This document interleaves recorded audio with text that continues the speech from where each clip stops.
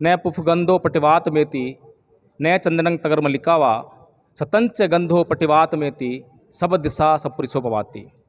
इसका मतलब यह है कि जो चंदन है या तगर है या ये अगरबत्ती है, इसकी खुशबू उसी दिशा में जाएगी जिस दिशा में हवा चलेगी। लेकिन जो सज्जन लोग होते हैं, अच्छे लोग होते हैं, उनकी खुशबू उस दिशा में भी जाती है जिस दिशा में हवा नहीं चलती है या हवा के विपरीत भी जाती है। इसका मतलब क्या है, इसको हम समझ पाए क्या? उदाहरण देता हूँ। जहाँ पर हम सभी लोग बैठे हैं, मैं आपके बीच में बातें कर रहा हूँ, आपको बातें अच्छी लगी तो आप किस दिशा में जा सकते हैं? आपका रुख किस दिशा में हो सकता है? क्या आप उसी दिशा में जाएंगे जिस दिशा में हवा चल रही है? आप तो बाध्य नहीं है हवा से, आप तो हवा के विपरीत भी जाएंगे। और आप जहाँ जहाँ जाएंगे वहाँ वहाँ बोलेंगे कि यहाँ पर इस कार्यक्रम में भंते जी आए थे, इतनी अच्छी बातें कर रहे थे। यही है इस बात का मतलब।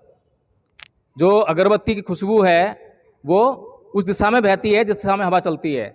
लेकिन जो सज्जन लोग होते हैं, अच्छे लोग होते हैं, इसी प्रकार से जो बुरे लोग भी होते हैं, बुरे लोग जो बुरी बातें करते हैं, उनकी जो दुर्गंध होती है बुरी बातों की, वो भी हर दिशा में फैलती है। इसीलिए हमें ये सोचना चाहिए, समझना चाहिए कि हमें लोगों के बीच में क्या बातें कहनी है और क्या बातें नहीं कहनी है। अगर हम गाली गलौज करने वाले हैं तो हमारी गालियां यहीं तक सीमित नहीं हैं। जितने लोग हमारी गालियों को सुन रहे हैं, जब जब गालियों की चर्चा होगी, जब जब हमारी चर्चा होगी, जिस दिशा में हमारी चर्चा होगी, वहाँ वहाँ उन गालियों की दुर्गंध फैलेगी। इसी तरह से मैं आपको बताना चाहता था कि श्रद्धा 3 प्रकार से आती है। एक श्रद्धा आती है कर्मों से। किसी आदमी ने बहुत अच्छे कर्म किए, हमें अच्छे लगे, हम उसके प्रति श्रद्धावान हो जाते हैं। एक श्रद्धा आती है मोह से। हमें कोई व्यक्ति अच्छा लगता है तो हमें उसे छोड़ना नहीं चाहते हैं। तीसरी श्रद्धा आती है घृणा से, कि हमें कोई अच्छा नहीं लगता तो भी हम जो है उसकी बुराई करने में लगे रहते हैं। जब तक उसकी बुराई कर रहे हैं, जब तक उसे घृणा कर रहे हैं, तो वो भी श्रद्धा है। अगर आप कुछ भी नहीं कर रहे हैं तो अश्रद्धा है। तो श्रद्धा कैसी होनी चाहिए? हम श्रद्धा कब लाते हैं? एक आलवक सूक्त है, उस आलवक सूक्त में एक आलवक यक्ष होता है, यक्ष जिसे कहते हैं। और यक्ष के बारे में बड़ी बुरी भ्रांतियां फैलाई हुई हैं समाज में कि यक्ष जो है राक्षस होते हैं, वो लोगों को खा जाते हैं, मार देते हैं, ऐसी ऐसी बुराइयां फैला रखी हैं। लेकिन एक यक्ष था और उसके महल में एक बार भगवान बुद्ध गए। और भगवान बुद्ध वहाँ जब गए तो उस यक्ष ने भगवान बुद्ध से कहा कि हे समण, महल से बाहर निकल जा। तो भगवान बुद्ध बिना कुछ किए शांति से उस महल के बाहर चले गए। फिर उस यक्ष ने कहा कि हे समण, महल के भीतर आ जा। तो वो भीतर आ गए। दूसरी बार भी उसने ऐसे ही कहा कि हे समण, बाहर निकल, बाहर निकल गए। अंदर आ जा, अंदर आ गए। 3 बार तक जो है उसने ऐसा ही कहा और भगवान बुद्ध उसका अक्षर से पालन करते रहे। चौथी बार भी उसने यही कहा। भगवान बुद्ध ने कहा कि अब तू चाहे जो कुछ कर, जो तेरे को कर सकता है वो कर, लेकिन अब मैं बाहर नहीं जाऊंगा। तो उस यक्ष ने फिर यह कहा कि ठीक है, बाहर नहीं जाए कोई बात नहीं, मैं प्रश्न पूछूंगा, अगर मेरे प्रश्नों का जवाब दे दिया तो ठीक है, अगर नहीं दिया तो मैं तेरे चित्त को पागल कर दूंगा, तेरे हृदय को फाड़ दूंगा और तेरे पैर पकड़कर इस नदी के पार फेंक दूंगा। तो भगवान बुद्ध कहते हैं कि ना तो इस लोक में, ना उस लोक में, ना ब्राह्मणों में, ना श्रमणों में कोई ऐसा आदमी नहीं है, कोई ऐसा देवता नहीं है जो मेरे चित्त को पागल कर दे, जो मेरे हृदय को फाड़ दे और मेरे पैर पकड़कर इस नदी के पार फेंक दे। फिर भी है यक्ष, तू अपने प्रश्न कर। फिर यक्ष जो है प्रश्न करता है कि सबसे उत्तम जीवन कौन सा है, सबसे उत्तम रस कौन सा है, सबसे श्रेष्ठ ज्ञान कौन सा है। इस तरह के ऊंचे ऊंचे प्रश्न करता है, प्रश्नों के जवाब उसे मिलते हैं।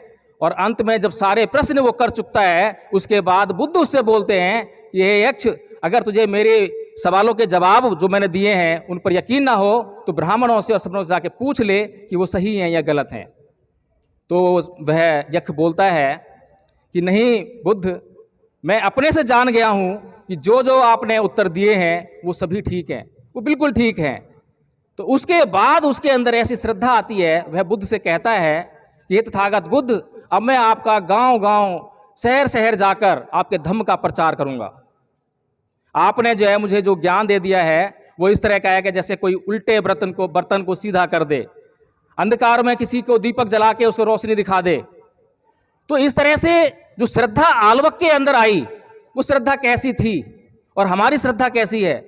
हमारी कहीं अंधश्रद्धा तो नहीं है, हम श्रद्धावान तो हैं, लेकिन हमें चेक करना पड़ेगा कहीं अंधश्रद्धा से लिप्त तो नहीं है क्या। जिसके भीतर हमने श्रद्धा प्रकट की है, क्या हमने उससे प्रश्न उठाए हैं, उसकी जांच की है, उसको समझ लिया है, जान लिया है।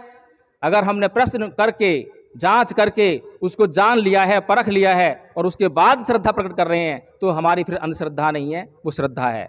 लेकिन ये दुर्भाग्य है भारत का कि हमारे भारत में ऐसे लोग हैं जो किसी भी व्यक्ति के कहने पर किसी भी व्यक्ति के शरण चले जाते हैं और वहाँ जो कहता है उसी हिसाब से श्रद्धा प्रकट करते हैं।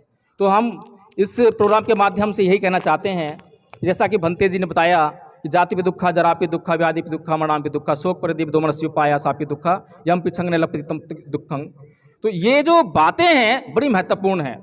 और भंते जी ने बताया कि 3 तरह की तृष्णाएं होती हैं, काम तृष्णा, भव तृष्णा, विभव तृष्णा। बहुत इंपॉर्टेंट चीज़ें हैं। ये जो ज्ञान है यहाँ पर आपको जो है 10-15 मिनट में नहीं समझाया जा सकता, 1 घंटे में नहीं समझाया जा सकता। लेकिन अभी हमारे बीच में जो है 2 साथी आए, उन्होंने विपश्यना की बात की। आपको पता भी नहीं होगा विपश्यना क्या है, लेकिन अगर आप लोग जो है धम्मीर जी के संपर्क में रहें, जो साथी बैठे उनके संपर्क में रहें, इनके संपर्क में रहें, तो निरंतर जो है बुद्ध की बातों से आप जो प्रेरित होते रहेंगे और विपश्यना के बारे में भी जान जाएंगे। और निसंदेह आप अपने दुखों को, अपने जीवन में आने वाले दुखों को दूर कर उन कष्टों से मुक्ति पा सकते हैं। यही बुद्ध के धम्म का उद्देश्य है और यही हमारा भी उद्देश्य था कि आपका किसी भी प्रकार से कल्याण हो। हम भी अपने कल्याण में लगे हैं, आपका भी कल्याण हो, हम सब मिलकर कल्याण के मार्ग पर चलें, हम सब लोग जो है दुख से मुक्त हो जाएं, हम सब लोग सुखी हो जाएं। भवतु सब मंगलम। जय विनोद।